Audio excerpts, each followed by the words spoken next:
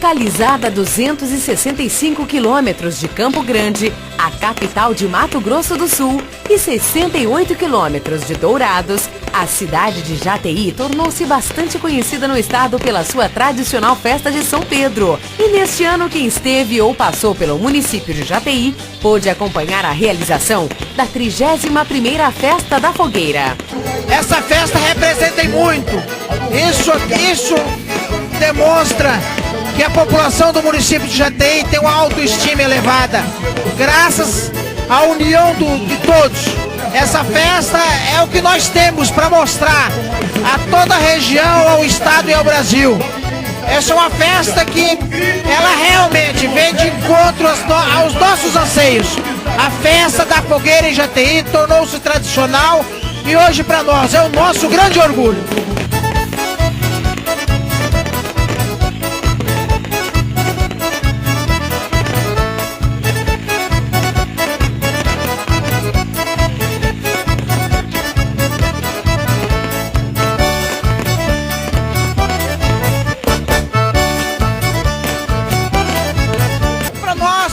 Nós realizamos isso como político, porque um político, um administrador público, numa cidade como Jataí, vira Jataí, no dia que queima da nossa fogueira, mais de 50 mil pessoas, é uma demonstração de que o povo realmente está contente com a nossa festa.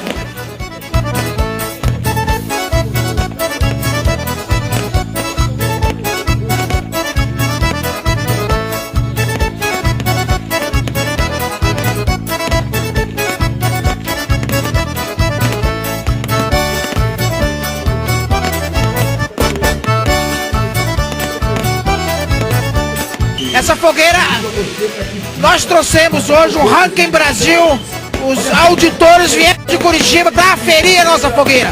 A fogueira tem 59 metros e 59 metros. É a maior fogueira do estado, do Centro-Oeste? Ela é a maior fogueira do estado e do Brasil. E com certeza do mundo, porque nenhum país se faz fogueira da dimensão dessa nossa. Existe a tendência de aumentar ou não? É difícil, é uma falácia dizer que se constrói fogueira acima de 60 metros. Isso é coisa para inglês ver. Chegamos ao estágio máximo, que é 60 metros.